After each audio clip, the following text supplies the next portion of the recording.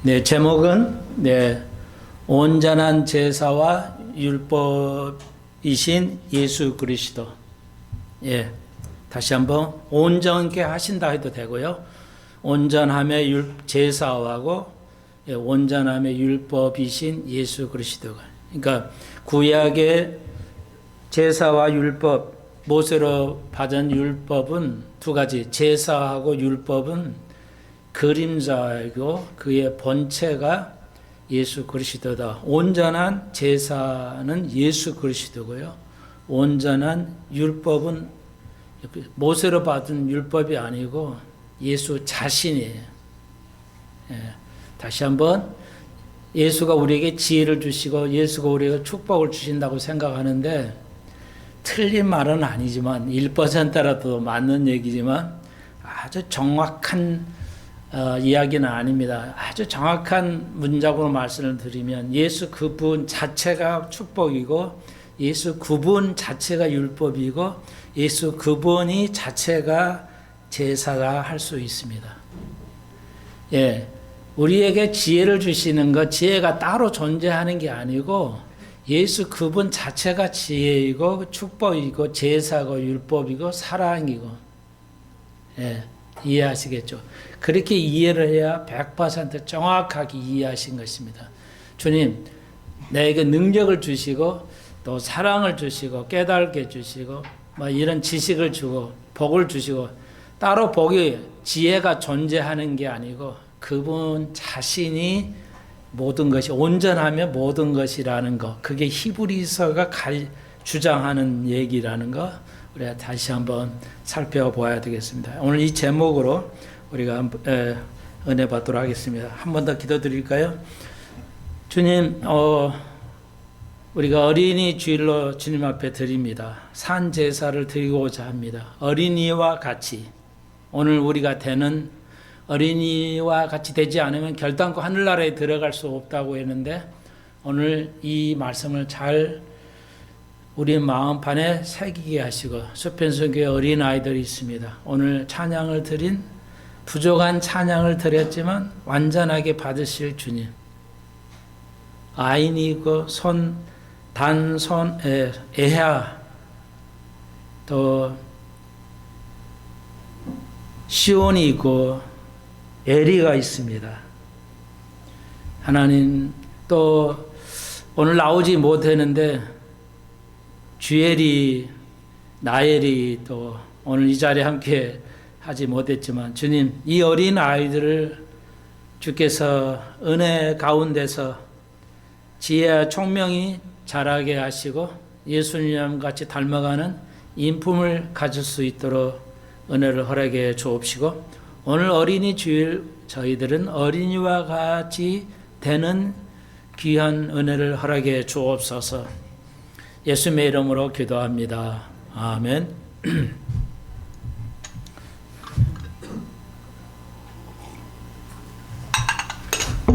네, 오늘 핵심 그 단어들을 여기 칠판에 써놨거든요. 네, 히브리서 7장은 오늘 제목 7장의 대주제는 오늘 제목과 동일합니다. 온전한 제사와 율법이신 예수 그리스도. 그러니까 6장에서 기독교의 기초를 기독교의 원리라 할 수도 있고요. 기독교 교리라고도 할 수 있습니다. 그러니까 교리가 우선하느냐, 그 원리가, 그러니까 교리 속에 율법 속에 원리가 있는데 그 원리가 뭐냐, 오늘 우리가 몇 가지로 배울 것인데, 그러니까 이제 좀 구체적으로 배울 것인데요. 6장에서 그 6가지로 기독교의 원리에 대해서 율법 속에, 제사 속에 드러나 있는 기초가 6가지였죠. 기억하실 것입니다, 여러분. 그래서 회개함과 믿음에 대해서 오늘날 일에 가장 우리가 먼저 깨달아야 될, 회개해야 할 이들이, 그러니까 회개라는 것은 단어를 안 쓰지만 정확한 헬라어는 메타노이아라는 말은 회심이 더 정확한 번역입니다. 마음을 바꾸는 거예요. 항상 마음을 바꾸는 게 원어의 뜻입니다. 다시 한번 6가지 중에 2가지를 가장 우리 한국 교회가 빨리 해야 되는 심각한 거, 그러나 아무도 인식을 하지 못하고 있다는 거, 그들의 얼굴에 아주 기쁨과 만족감을 느끼지만 깨닫지 못하는 것이 있다는 것이죠. 그러니까 겉에는 화려하고 멋있지만 교회 건물과 그렇지만은 회개하고 그 믿음이 증거를 보여야 되는데 심각한 것을 우리가 전 시간에 배웠고요. 많은 인터넷을 통해서 많은 이들이 듣고 깨달았으면 좋겠습니다. 그리고 이제 오늘 2번째 한층 그러니까 회개하고 믿음, 그 다음에 오늘 6장에서 조금 못 다 했기 때문에 조금 더 보충을 좀 하겠습니다. 그래서 써드리는데 세례하고 그 다음에 안수, 그리고 5, 6번째 부활과 심판은 여러분이 너무 익히 아시니까 이제 생략하도록 하겠습니다. 오늘 2가지만 더 보충, 6가지 중에 2가지 간단히 보충 설명을 하고 또 7장에서, 그러니까 6장에서 기독교의 기본, 기초에 대해서 있고 7장에서는 반대는 아닌데 확장해서 온전함이죠. 6가지는 기초인데 그러면 기초에서 더 나아가라고 그랬죠. 어디로? 온전함으로 나아가라고 그랬죠.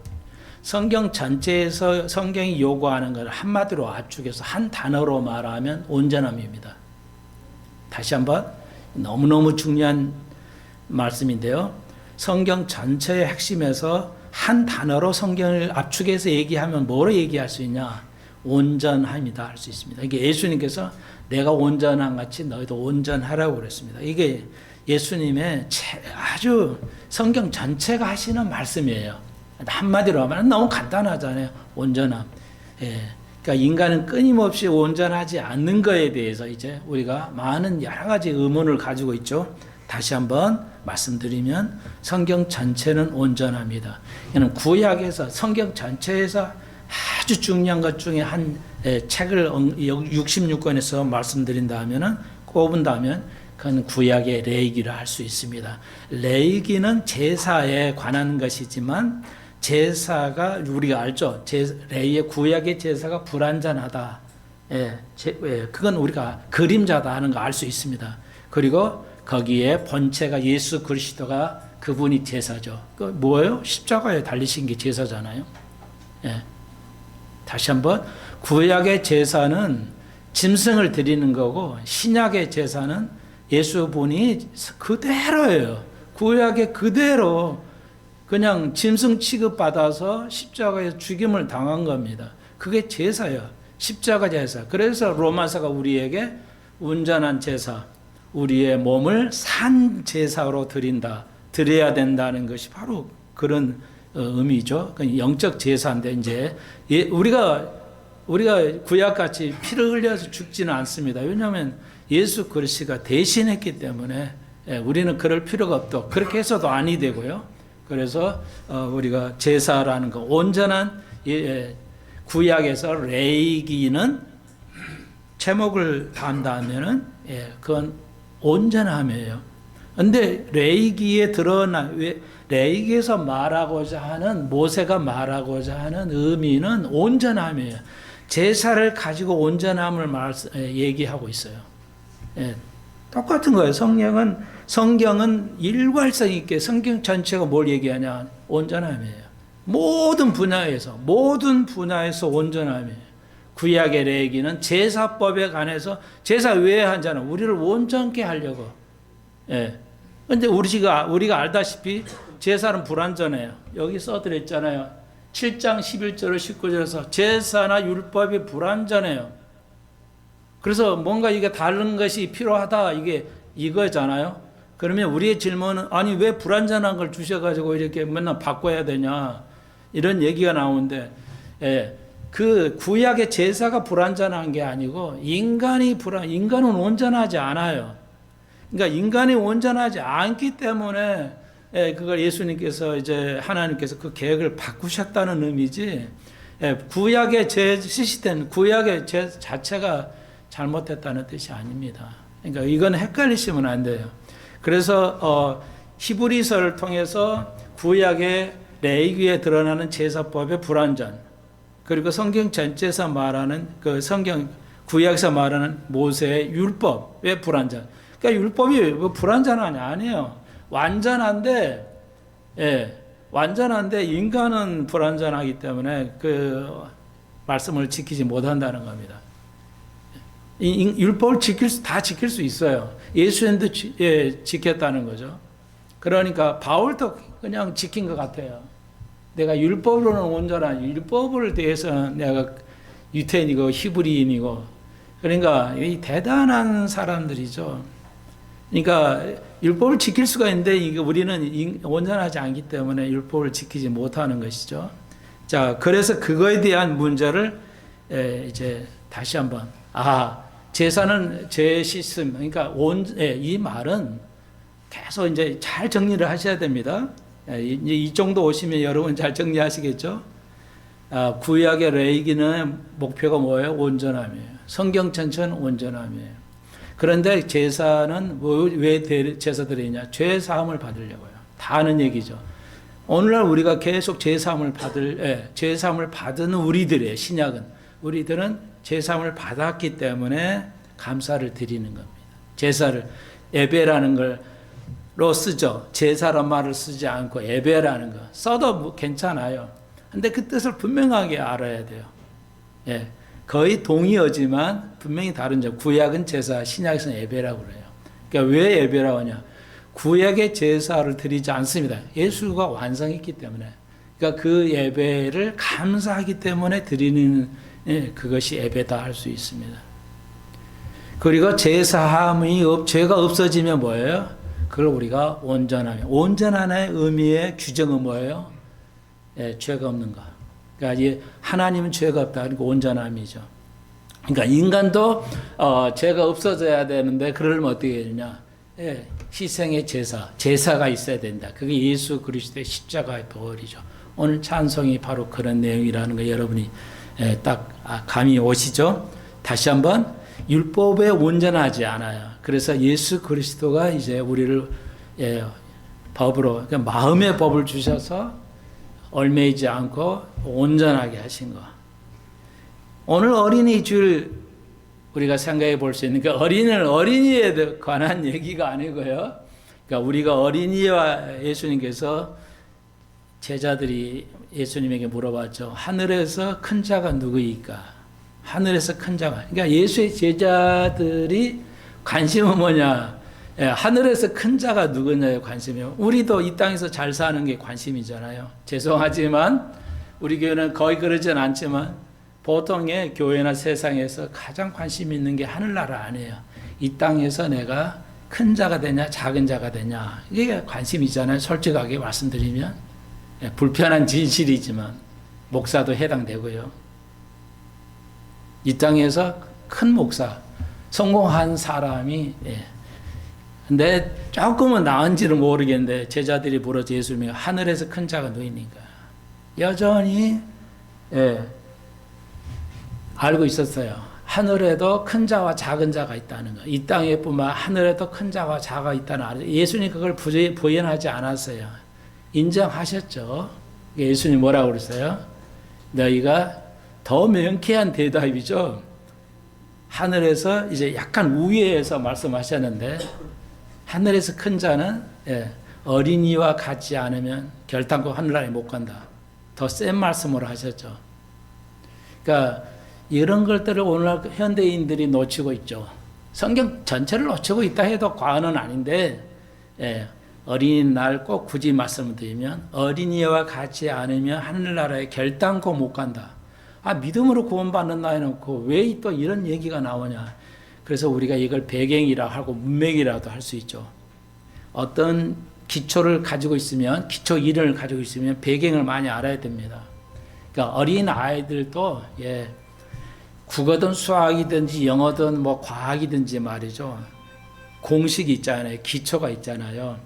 그 기초의 공식이라든지 이런 것을 법칙을 알아도 배경을 많이 알아야 됩니다. 배경을 알지 못하면 수준 높게 문제를 풀 수가 없죠. 똑같습니다. 그러니까 우리가 지금 계속 말씀드리죠. 배경을 알아야 돼요. 그러면 제사는 드려서 제사함이 온전함인데 그에 대한 배경 이런 것들을 많이 알아야 됩니다. 그래서 끊임없이 배경을 많이 설교를 하고 여러분이 관심을 둬야 된다. 뭐 이 정도 말씀을 드리겠습니다. 시간이 가니까요. 좋아요. 자, 그래서 전반적인 배경, 지금 6장, 7장, 6장에서 다시 한번 기독교 기본이라 하더라도 배경을 모르면 안 된다는 거, 전혀 이해하기가 어렵다는 거죠. 그러니까 단순 그런 기초나 그런 공식적인 것, 그런 걸 외워가지고는 안 된다. 그 배경을 굉장히 많이 알고 있어야 된다는 거에서 지금 말씀드릴 거, 7장에는 이제 그 증거, 이제 그 완전함에, 그러니까 7장에서 6장에 대한 7장의 답변으로서 완전함으로서 이렇게 쓰지 않고 약간 그 벗어나서 좀 우회적으로 온전함을 좀 드러내고 있어요. 그래서 6장에서 기본, 기초, 7장에서 완전함, 이렇게 전체 문맥을 보시면 좋겠고요. 그 다음에 6장에서 간단하게, 최대한 간단하게 그 세 번째, 기초 중에서 6개 중에 세 번째, 세례를 아시죠? 여러분 다 세례를 받으셨고, 그러니까 어린아이들 유아 세례가 있습니다. 여러 가지 가톨릭은 여러 가지 세례가 있는데, 우리나라도 뭐 개신교도 견신례, 뭐 유아 세례, 뭐 별 세례를 이름을 많이 붙여 하는데, 그러니까 물 세례도 있고 머리에다 바르는 약식 세례라고 합니다. 물에 완전히 들어가는 세례가 있고요. 그런데 아무튼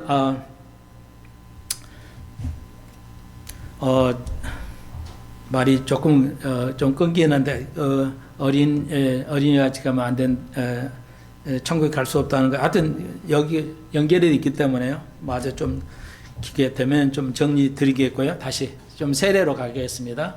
이 세례가 뭔지 아시죠? 세례로 구원의 수단은 아니고요. 구원의 결과로 나타나는다. 그러니까 다시 한번 원인과 결과를 정확하게 이해하셔야 됩니다. 어린아이들도 원인과 결과를 정확하게 이해하지 않으면 큰일 나듯이, 이건 글을 만드는 기본 원리가 뭐냐, 뼈대가 뭐냐, 원인과 결과죠. 글을 만드는 원인. 모든 글은 어떤 공부라도 글로 만들어지는데, 글을 만드는 뼈대가 원리가 뭐냐, 원인과 결과예요. 그러니까 세례는 결과입니다. 구원받은 거에 대한 믿음으로 구원받은 결과로 드러내는 것이 뭐냐, 그것이 세례라, 물세례라 합니다. 머리에다 그냥 간단히 하는 걸 약식 세례라고 하고요. 침례는 이제 물에 완전히 들어가는 거. 그래서 침례를 하지 않으면은 구원이 없다 주장하는 좀 말도 안 되는, 그래도 거기에 많이 속아요. 침례교는 이제 실제 침례를 물에 완전 들어갔다 나온 거 합니다. 그거 하면 좋은데 환경이 여의치 않기 때문에 약식 세례로 해도 그 세례 종류에 따라서 구원이 다르다는 것은 말도 안 되는 거. 그렇지만 많은 세계적인 교인들이 속고 있다는 거, 참고적으로 말씀을 드리고요. 그러니까 물론 이 세례, 밥티조라는 헬라어에 그게 세례가 물에 완전히 잠긴다는 것도 있지만 여러 가지 뜻이 있기 때문에 그런 어원적으로 봐도 큰 문제가 되지 않습니다. 진짜 세례는 그거고요. 그러니까 기독교에서 의식은 딱 이제 하나죠. 세례하고 성만찬. 그러니까 모든 기독교에서 아무것도 의식이라는 게 없어요. 가톨릭 의식이 엄청 많죠. 뭐 이슬람교도 의식이 엄청 많죠. 불교도 의식이 어마어마하죠. 근데 기독교는 의식은 없고요. 딱 두 가지입니다. 세례 그리고 성만찬, 딱 요 두 가지만 있다는 거 이해하시죠? 자, 그래서 이제 세례는, 그러면 간단하게 세례는 뭐냐? 제가 우리말 쓰기 안 쓰고 그냥 생각이 없어 빨리 그냥 쓰느라고 영어로 썼는데요. 바로 기억이 남으시라고 좀 특별하게 써드렸어요. 영어로 위에 거 다이고 밑에도 다이예요. 그러니까 발음은, 철자는 다른데 발음이 똑같습니다. 그러니까 그러면 뭐냐? 우리말도 말이 여러 가지 뜻이 있듯이 영어도 그렇습니다. 발음은 똑같은데 철자는, 영어는 발음은 똑같아도 철자는 반드시 다릅니다. 예. 철자 하나의 발음이, 뜻과 발음이 다 다르는 영어는 거의 없는 걸로 알고 있어요. 제가 거의. 자, 그래서 세례가 뭐냐면요. 위에 다이는 염색하다고요. 밑에 다이는 죽다야, 죽는다. 세례는 두 가지 뜻이 있습니다. 의미가요. 자, 다시 한 번에요. 위에 다이는 뭐냐면 염색하는 거, 염색, 이렇게 옷을 염색하는 걸 말해요. 그러니까 세례는 그런 의미입니다. 헬라의 의미가 그런 의미가 있어요. 그러니까 세례는 뭐냐? 내가 노랑 있다가 하얀 있는 거, 색깔을 바꾸는 것은 우리가 인격이 변화된 겁니다. 인품과 생각이 옛사람이 죽고 새 사람으로 변화되는 걸 기독교에서는 새 옷을 입었다. 그러니까 요한계시록에서 흰 옷을 입지 못한 자는 결단코 하늘나라에 못 갑니다. 이게 이렇게 간단히 믿음으로 구하면 된다면서 왜 이렇게 하면 자꾸 있냐? 그러니까 이게 배경이에요. 그러니까 이렇게 배경을 이해하지 못하면 믿음으로만 구원받는 나는데 이게 뭐지? 이렇게 해서 헷갈리고 논쟁이 되는 겁니다. 그래서 제가 배우를 자꾸 설명을 드린 이유가 배경을 안 가려고 그래도 자동으로 가게 되는데, 그러니까 우리가 새 옷을 입어야 돼요. 옷은 행실을 의미하죠. 옛 행실같이 똑같이. 예. 그래서 우리가 저도 똑같지만요. 그래서 포함해서 우리가 조금만 낼 일도 아닌 거 화를 내잖아요. 예. 우리는 이제 그것에 새 옷을 입어야 돼요. 그걸 우리가 이제 물감 들인다, 염색한다는 말로 우리의 사람을 염색을 해 새로운 색깔로 바꿔야 돼요. 근데 흰 옷을 입지 못한 자는 결단코 하늘나라에 못 간다. 계시록이 되어 있죠. 그 말이에요. 세례를 여러분 받았다면 여러분은 새로운 삶을 계속 살아가야 돼요. 새로운 온전한 삶을 살아야 된다. 이거죠. 자, 그 다음에 두 번째는 죽는다는 점. 물에 푹 들어갔다 나온 건 뭐예요? 죽었다는 거죠. 요단강, 아시죠? 홍해. 이게 뭐야? 죽음을 의미하잖아요. 그러니까 내 육을 죽여야 돼요. 내 육을 죽였다가 다시 물에서 나오는 것은 삶을. 우리 크리스찬들은 매일 죽어요. 우리 성경은 안 나와 있지만 원어는 뭐야? 매일 십자가를 지라고 그랬어요. 네가 지고 싶대 주지 말고 매일 십자가를 지고 나를 따르라 했어요. 우리가 순간순간 우리가 십자가를 지고 자기를 부정하고 살아가야 됩니다. 어느 순간에 십자가 지니까 끝나고 이런 게 아니고요. 우리가 매일매일 순간순간마다 십자가를 지고 살아가야 돼요. 예. 이런 사람은요, 딱 보이죠? 마태복음 5장 1절에서 뭐라 그래요? 애통하는 자는 복이 있다. 왜 애통할까? 그게 안 돼서 애통하는 거예요. 그러니까 진짜 복은 돈 많이 번다 해서 그 복이라고 하는 성경은 말한 적이 없어요. 성경은 부자로 살아라는 거 인정해요. 성경이 부자로 살면 안 돼 이런 말 없어요. 아브라함도 부자였으니까요. 근데 진짜 부자는 뭐예요? 복 있는 자는 마태복음 8복에서 애통하는 자. 나는 온전해지고 싶은데 그 순간순간 안 돼서 애통하는 거. 그게 진짜 애통하는 거예요. 예. 이게 현대 크리스찬에게 보여야 돼요. 예. 그래서 가브리엘 미국 가서 이 교인들 보면요 항상 웃어요. 그렇게 척 스미스 목사님도 아들이 이단으로 가 있는데 아들이 이단 목사인데 기가 막 그렇게 잘 가르친데 아들이 그러니 그 목사님의 부모로서 아버지로서 얼마나 고통이었겠어요. 그때 항상 그 웃음을 잃지를 안 하고 살아가는 걸 모습을 봐요. 그러니까 대단하죠. 우리 같으면 늘 속에 고통이 있을 건데 그 고통이 있음에도 불구하고 그분은 돌아가실 때까지 그 기쁨을 항상 기뻐하라고 했기 때문에 우리는 표가 확 나죠. 얼굴에 그냥 기분 나쁜지 좋은지 얼굴이 확 나잖아요. 그래 나는 별거 아니라고 생각했는데 그러니까 나는 자신은 우리는 잘 모르죠. 그래서 남이 보면 저 사람이 화가 났고 뭔가 있구만 다 알잖아요. 그러니까 그분이 척쓰면 그런 고통 속에서도 기쁨을 잃지 않은 거죠. 그러니까 이제 그 갈부체프리 유대함이죠. 이 사람은 세례인으로 살아가죠. 늘 옷을 새로운 옷을 입어가면서 살아가고 내가 죽어서 살아가는 거죠. 예, 죽어 있으면 화를 낼 수가 없잖아요. 예, 죽어 있는데 어떻게 화를 내? 죽어 있는데. 예, 담배 술 마시라 해도 안 마시게 되잖아요. 왜? 죽어 있으니까. 나는 죽어 있는 사람이 어떻게 뭐 화를 내고 할 수 있겠어요. 그런 의미입니다. 그러니까 기본이죠. 이게 기본인데 이게 진짜 어려운 거잖아요. 근데 진짜 기본이니까 쉽다 이렇게 생각하시면 큰일 납니다. 이 기본이 너무너무 어렵죠. 우리가 기본을 익힌다는 게 너무 어려워요. 그래서 우리가 애통해야 돼요. 예. 이런 말을 하면 한이 없죠 말이야. 자, 그 정도 하죠. 이제 아시겠죠? 자, 그래서 이러한 것들이 마음의 변화가 있고 이런 것이 없이 종교 활동하는 거, 종교 활동이란 말은 여러분이 예배드리고 전도하고 이런 신앙생활 하는 거 이런 걸 다 종교 활동이라고 그래요. 교회에서 활동하는 거, 봉사하는 거 그걸 다 종교 활동이라 할 때 다시 한번 여러분이 이 깨짐 애통함이 없이 이 제사나 율법에 내가 제사를 예배를 드려도 이게 내가 늘 삶을 이렇게 살아. 그러니까 이거 깨짐이 없는 변화되지 않는 종교하는 것을 뭐라고 해요? 종교활동이에요. 구분하셔야 돼요. 예, 종교활동은 뭐냐? 여러분이 내가 깨져가면서 깨어짐이 있는 종교활동은 종교활동이라 안 하고 그걸 우리가 섬김이라고 그래요. 예, 사역이라고 합니다.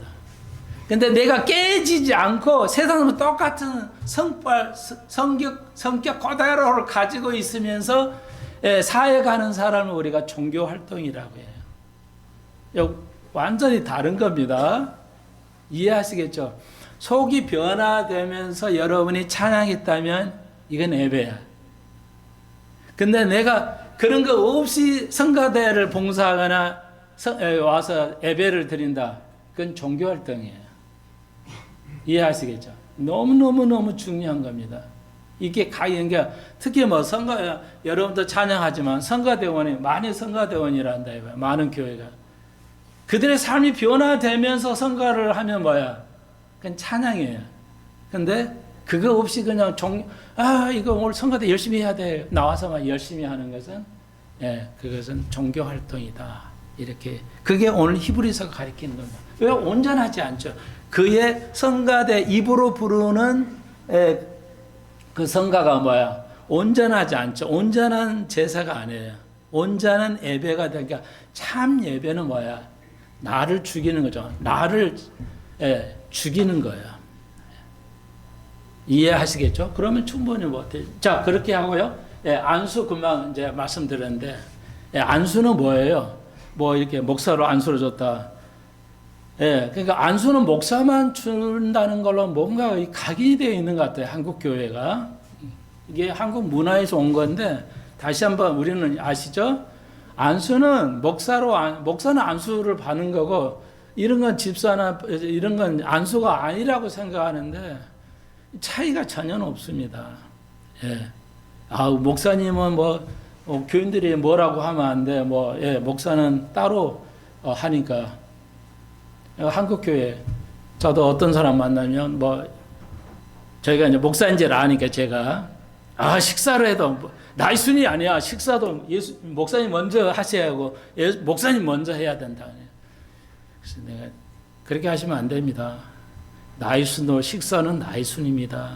이렇게 했는데도 모르죠.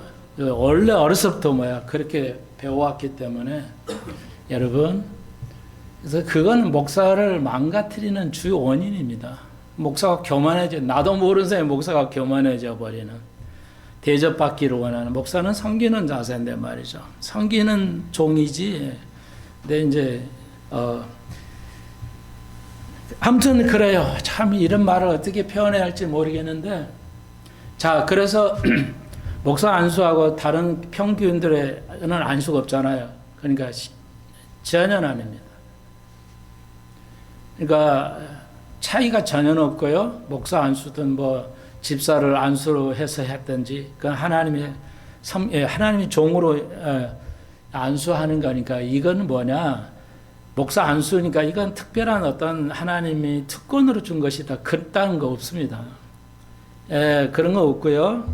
그러니까 왕으로 안수하고 또 제사장으로 안수하고 이런 게 있잖아요. 그러니까 다윗이 왕으로서 임명을 받았는데 안수를 했는데 사무엘이 안수를 했는데 기름 부어서 세웠는데 3번이나 도망다녔잖아요. 아직 3번이나 못했어요. 하다가 왕자에 오르죠. 그러니까 안수의 의미는 하나님이 쓰시는 거야. 그래서 제가 니꼬르, 죄송해요. 일본말로 니꼬르, 우리가 배울 때는 같은 거, 안수 같은 거 사역. 안수는 사역이죠. 하나님 일을 하도록 한수인 게, 하나님이 시키는 게 안수입니다. 그래서 기름을 부으라고 그러는, 기름 부었다는데, 한 가지만 해요. 참고적으로. 그러니까, 목동이, 양을 기를 때 머리에다가 기름을 좀 바릅니다. 그런 이유예요. 이스라엘의 목동이 양을 키울 때 양 머리에다 기름을 발라요. 이제 그런 의미 때문에 이제 유대인은 뭐 그냥 알겠죠. 유대인은 양을 목동의 나라예요. 그 이집트인들이 그냥 목동은 제일 천한 거 그래가지고 아주 싫어했죠. 냄새나고 양은 냄새나잖아요.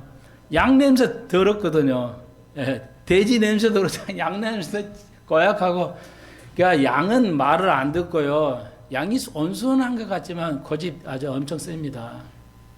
그러니까 근데 왜 기름을 부었냐면 이유가 이제 한 2가지 정도 된다고 그러는데 양은 성질이 있어가지고 자기끼리 이거 머리에다 박치기를 해요.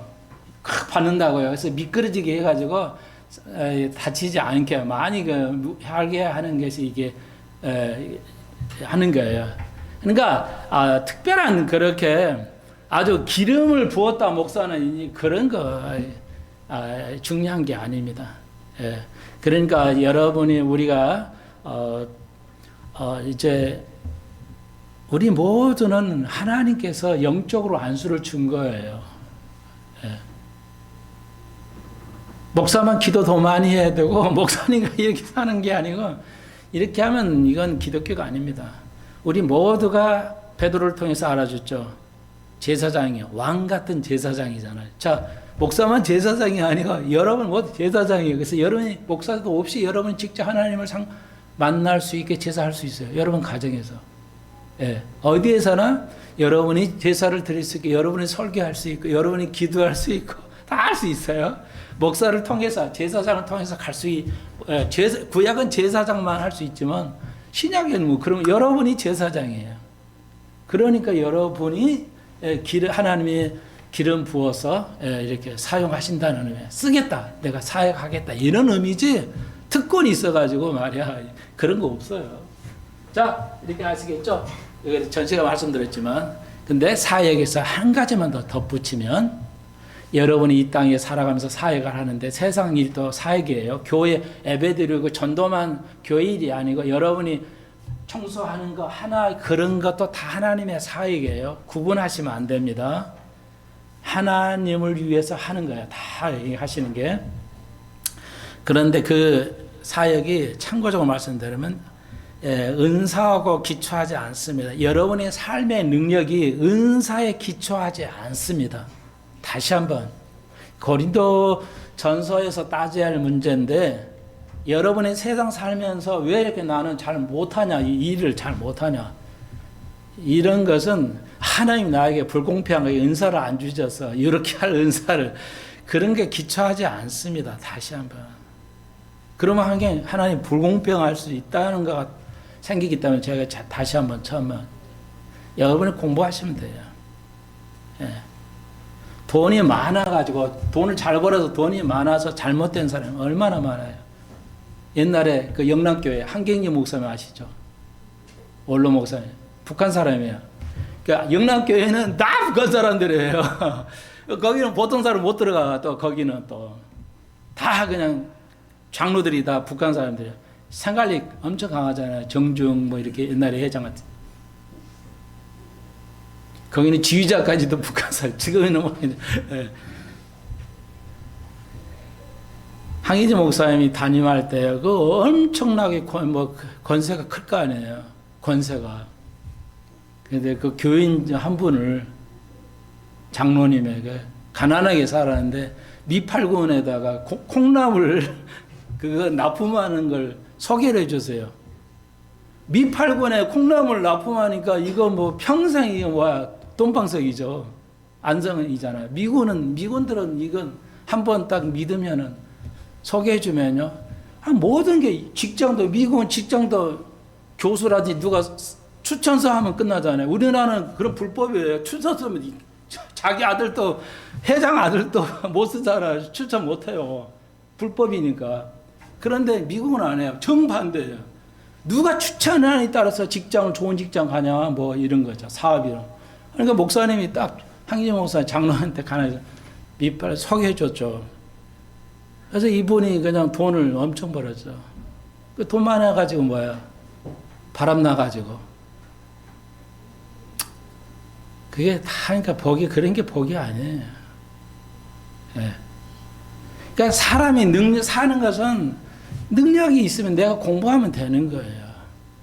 왜 하나님 나에게 안 주셔서 내가 뭐냐 이런 거 아니에요. 자기가 부족해서 그런 거예요. 그러니까 공부하시면 되죠. 예. 여러분이 잘 못 산다 그러면 왜 못 살아요? 돈 버는 법을 모르니까 모르잖아요. 돈 버는 법을 알아 배워보세요. 다 배워서 하는 거예요. 그러니까 예를 들면 여러분의 능력은 하나님이 불공평하게 누구에게는 뭐 어떻게 주고 그런 거 아니다는 거 다시 한번 말씀을 드리고요. 예, 은사에 기초하지 않습니다. 그러니까 하나님은 은사에 기초하지 않아요.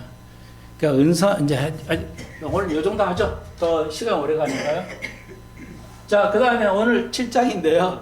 7장 1절로 7장은 이제 뭐예요? 6장 기초 7장은 온전함이었죠. 자, 전체 문맥은 이렇고요. 1절로 3절까지 7장 1절에서 멜기세덱이 나오죠. 평화의 왕, 의의 왕. 예. 그리고 멜기세덱은 제사장이다. 뭐 이런 게 나오잖아요. 그런데 이제 아브라함이 자기 조카 롯이 이제 그 나라 지역에 있는 왕한테 이제 잡혀가지고 아브라함이 쫓아가가지고 자기 롯을 구하고 이래죠. 승리하고 와가지고 왔더니 중간에 오는 과정이 뭐예요? 멜기세덱 예수 그리스도의 현현 나타나심이에요. 구약에 예수님이 나타나기 몇 번 있었는데, 그러니까 멜기세덱은 예수를 말씀드려요. 그러니까 그렇게 이해하셔야 돼요. 이제 만나가지고 아브라함이 이제 자기 여기 보십시오. 뭐야? 4절에 좋은 것을 하나님 앞에 그 멜기세덱이 드렸다 하는 거죠. 4절에 좋은 것으로 10분의 1을 전체 10분의 1을 드렸다.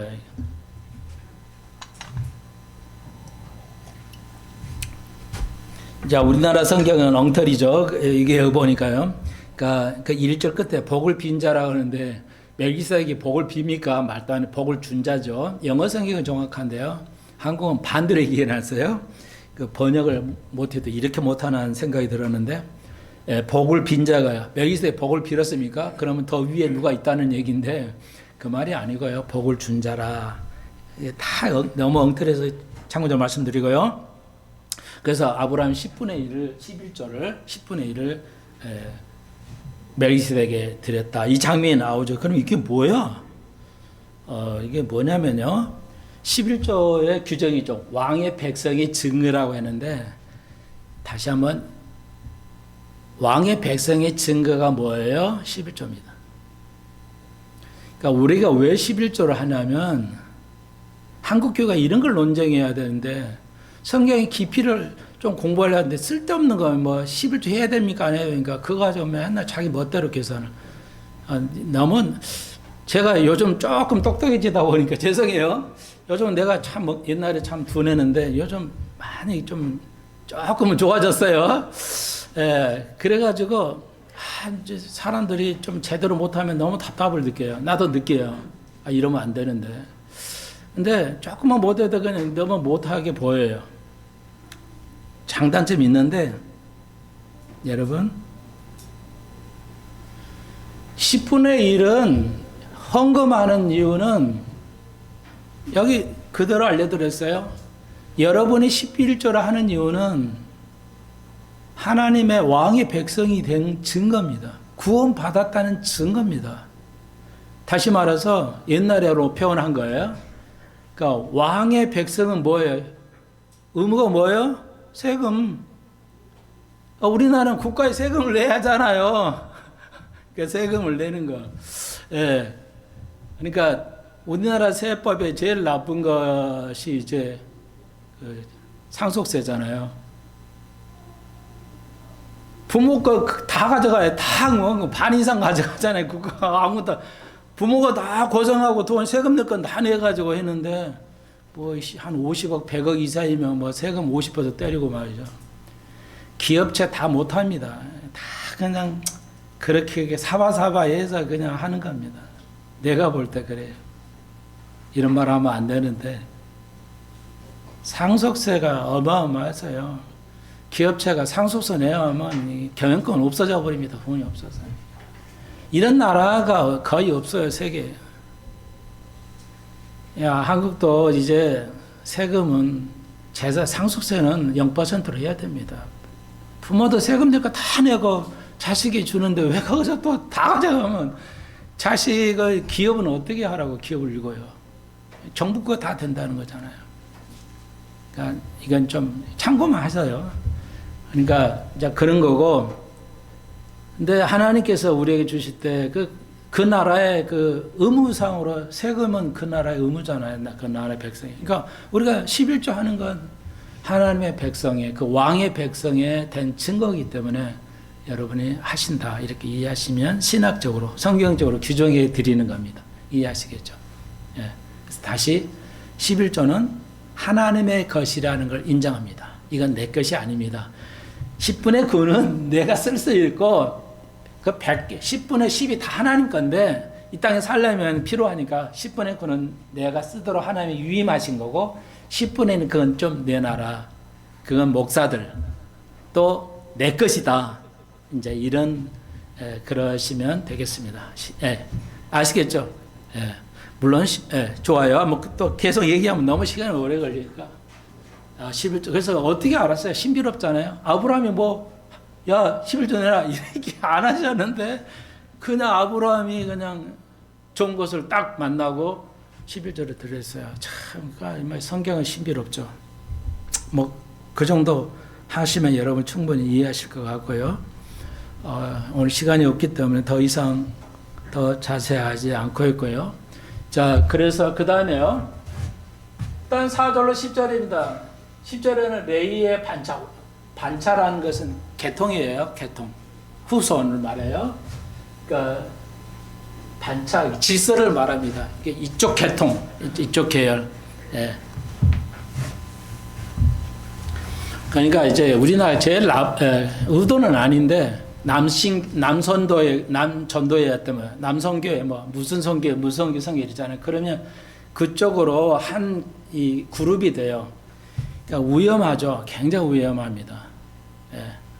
뭐가요? 그 시스템이 그 관료적인 냄새가 나요. 또 교회끼리 서로 전도하면 서로 교인이 나누어야 되거든요. 근데 자기 교회만 우리 교회에 뺏어가고 이런 건 전혀 기독교가 아닙니다. 교회 주인은 예수 그리스도는 이건 그냥 선언에 불과해요. 한국 교회는 미국에도 마찬가지지만 특히 죄송해요. 한국 교회 사모들 거의 천국 못 갈 것 같아요. 내가 볼 때는. 왜? 교회 주인이 사모잖아요. 목사도 아니고 비극이죠. 사모가 어떻게 교회 모든 걸 주장해요. 그래서 강남에 유명한 교회 있었죠. 재정 담당 장로님이 1,000억이 넘는 거예요. 그 돈이 스캔들이 생겨가지고 자살해 죽었잖아요. 근데 장로님이 기가 막히죠. 목사님, 사모님, 나는 잘못을 안 했어요. 유언을 남겼다 하더라고요. 언론에 나와서 말씀드리는 겁니다. 아니, 사모가 왜 나오냐고, 교회에. 가불체불 가보십시오. 사모, 나 아무렇게 다녀봐도 사모를 못 만났어요. 천국 소모에서 사모님을 못 만났어요. 예, 그 어떤 분인가 좀 알고.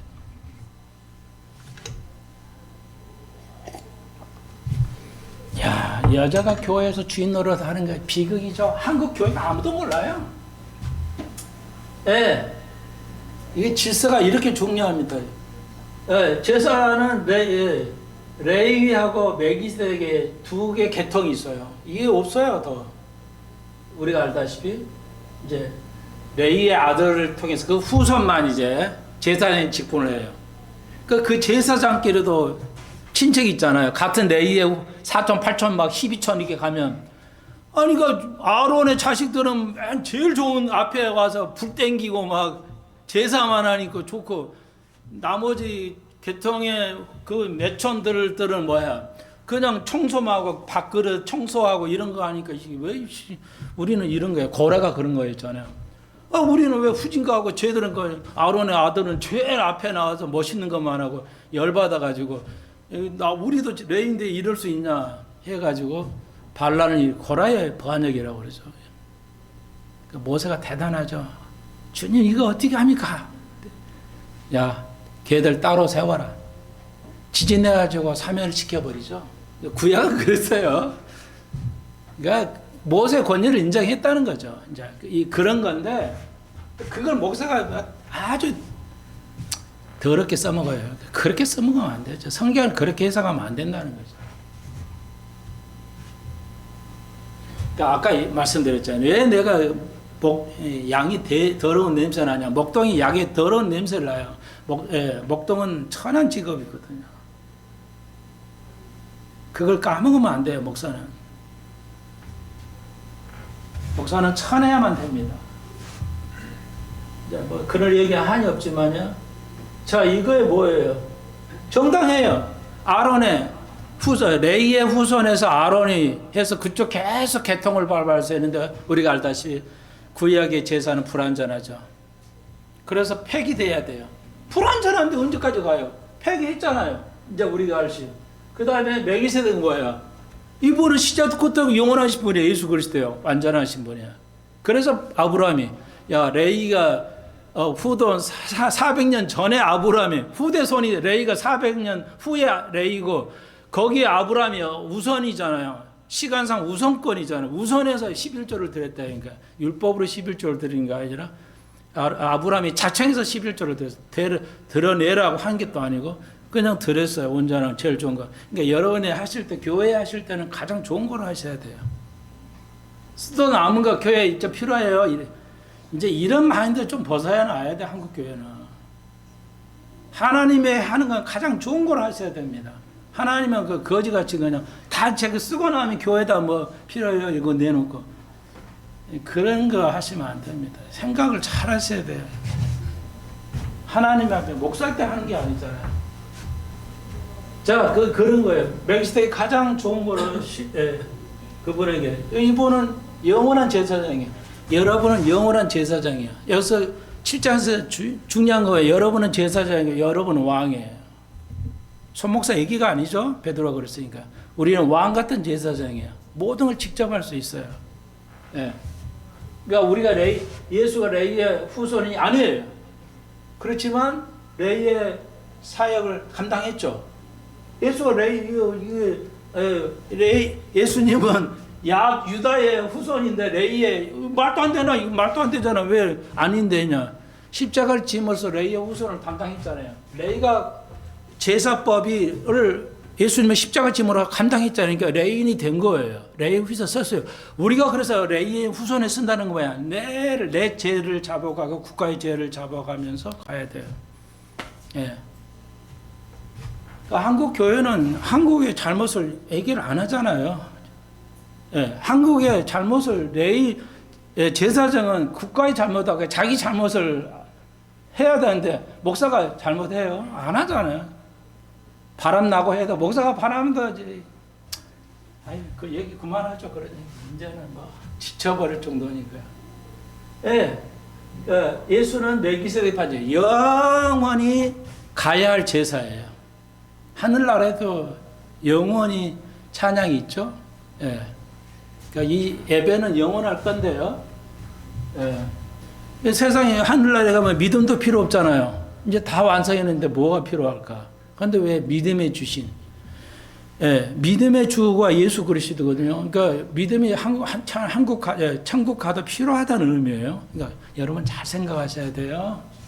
예, 그리고 오늘 어린이 주일에 아까 그 시간을 잘라버리는데 제가 그러니까 천국에 가면 우리의 관심은 천국에는 상하가 있다는 거죠. 큰 자, 작은 자가 있다는 거예요.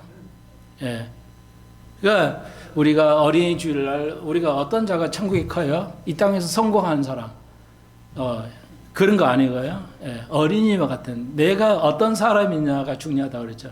내가 어린이와 같아야 돼요. 끊임없이 배우려 하고 어린아이는 잘못되면 그냥 잘못했어요 뭐 그러잖아요. 우리는 뭐야? 한 60 이상 되면 뭐야? 잘못했단 말 죽어도 안 해. 자존심 때문에. 야, 여러분 기독교인은 자존심이라는 게 없습니다. 아시겠어요? 다시 한번. 기독교인은 자존심이라는 게 없어요. 그거 꺾어야 돼요. 우리는 다 체면 때문에 그래요.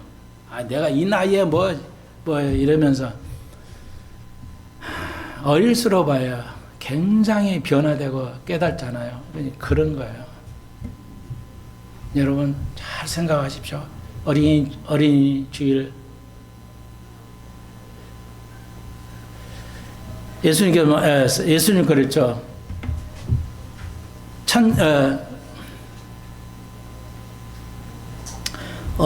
여자가 낳은 것 주장에서 가장 이보다 더 큰 자가 없다고 그랬죠. 누구야? 세례 요한이죠. 여자가 낳은 자 중에서 이보다 더 큰 자가 없다고 그랬어요. 여자가 세례 요한의 엄마가 낳았어요. 엘리사벳이 세례 요한을 낳았어요. 세례 요한을 낳았어요. 예수님을 세례했던 세례 요한. 세례 요한이 왜 큰 자예요? 제일 큰 자예요. 세례 요한이 왜 큰 자냐고. 광야에서 살면서 광야에서 그냥 소리만 질렀던 사람인데 아무것도 안 했잖아요. 단지 어린 양을 보라. 십자가를 지고 갈 죄를 없이 어린 양을 보라. 예수에 대해서 한마디밖에 안 했어요. 능력도 없었지, 뭐 사역도 하는, 뭐 아무것도 전도도 아무것도 없어요. 예치는 광야, 시내에서 외치는 광야의 단지 소리일 뿐이었어요. 근데 제일 큰 자라요, 세례 요한이. 아무것도 없는데, 여러분, 그러니까 이 땅에서 우리가 아무리 큰 자 해서 큰 자가, 천국 가면 큰 자가 아니에요. 막 교회 엄청난 대형 교회에서 뭐 했다. 하늘나라에서 그런 거 없다, 이거. 그런 거 필요 없다, 이거. 누구같이 어린이와 같은 자. 예. 그리고 예수님이 그때 세례 요한을 하늘나라에서 가장 큰 높은 자라고 말씀하신 이유가 뭐예요? 예수를 전해야 되니까. 그러니까 하늘나라에서 제일 큰 자가 되려면 간단해요, 여러분은. 뭐예요? 예수를 전하는 거예요. 열심히 전하려고 하잖아요. 예수를 전하는 거예요. 예, 그게 그렇게 귀중한 거예요. 예수의 큰 자가. 뭐, 교회를 많이 하고 뭐 엄청나게 그게 아니고요. 예수를 전하는 거예요. 자, 이거 아시겠죠? 그래서 여러분은 멜기세덱의 반차를 쫓아서 살으셔야 되고 이 두 가지 사역을 해야 돼요. 이해하시겠죠? 자, 그 다음에 말씀 좀 미리 드렸죠? 제사율법은 온전하지 않아요. 그건 우리 탓이기 때문에. 그렇기 때문에 변형했어요. 변형했다는 말은 없이 했어요. 자, 제사법 끝났고요. 율법 끝났습니다. 그리고 우리 마음의 새로운 율법, 우리 마음의 법을 주셨어요. 예, 우리에게 새로운 마음의 법을 주셨고, 예, 그게 제사가 바뀌어서 우리가 예배라는 거. 예. 근데 우리가 제사로 돌아갈 수 있다는 거죠. 조심하고. 예, 우리가 상한 심령, 우리가 늘 내가 애통하는 심령으로 모든 사역을 하면 그건 예배가 되고, 예, 그것이 없으면 교회만 열심히 해. 뭐 교회를 모든 걸 열심히 해. 한국 교회가 그러죠. 열심은 있는데 속에 깨달음이 없어. 변화가 없어. 그건 뭐야? 그게 다 종교 행위라는 거죠. 이해하시겠죠? 이때 제사 무지하게 열심히 드렸잖아요. 근데 속이 안 변해서 속이. 유대인들이 문제는 지금도. 그러니까 그 제사 딱 소용없다는 것이죠. 이해하시겠죠? 자, 그 다음에 그래서 이제 20절로 28절은 뭐죠? 예수 그분이 온전하시죠. 제사를 온전하게 하시죠. 자기가 십자가를 지고. 네, 뭐 어렵지 않죠. 예.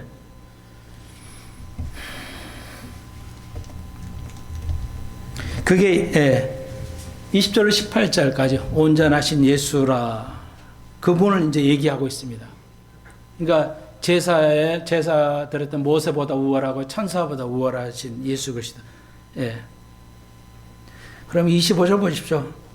그러므로 자기를 힘입어 하나님께 나아가는 자들을 자기를 힘입어 예수 그리스도 힘입어 하나님께 나아가들을 온전케 구원하실 수 있다고 그랬는데 이 번역을 잘못했어요. 온전히 구원이고 뭐 영혼 구원인가 아니고요. 온전히 구원하신다는 상급을 얘기합니다. 예. 그래서 제가 얘기 드린 거예요. 우리가 이런 오늘 설교할 말씀대로 여러분이 살아가고 노력하겠다면 하신다면 온전한 상급, 온전한 구원이 아니고 그것도 구원에 해당되지만 하늘나라에서 온전한 상급을 어린이와 같은 삶을 산다면, 예, 어린이와 같은 삶을 산다면 어린이와 같이 공부하기를 좋아하고 요즘 제일 세상에서 핫 이슈가 뭐예요? 주식이죠. 뭐 3천밖에 안 되는데 지금 뭐 6천 가나요? 뭐 어마어마하죠. 그러니까 제일 지금 핫한 게 뭐예요? 젊은이들이 눈을 쏙 빼가고 있는 주식 투자 뭐 그냥 이 미쳤죠. 돈을 벌든 안 벌든 간에.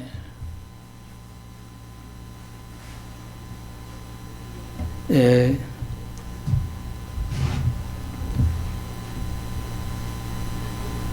그 말씀을 드려야 할는지는 모르겠지만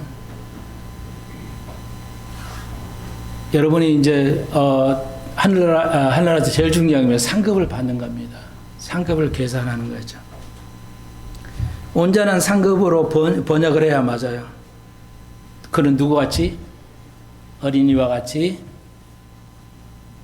어린아이들이 공부하기를 아주 좋아하죠. 나이 들어가서 공부 안 하려고 하고요.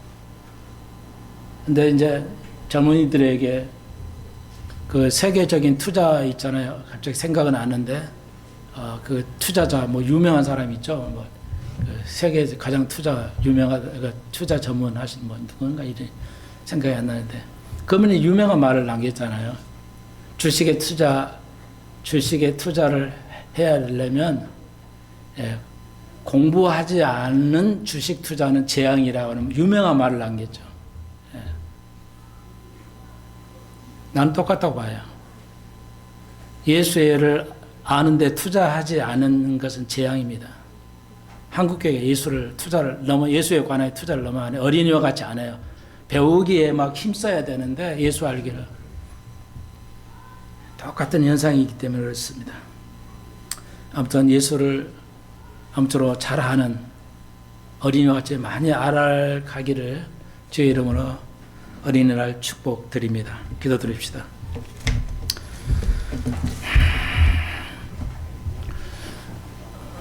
주님, 온전하신 예수 그리스도를 바라보자. 우리를 온전케 하신 주님, 그분을 가까이 갈 수 있게 하시고 그분을 알게 하게 주시오. 어린아이들은 모든 걸 배우고자 하는 가장 귀한 존재들입니다. 우리가 아이들을 본받아가는 우리들 되게 해 주옵소서. 예수님의 이름으로 기도합니다. 아멘.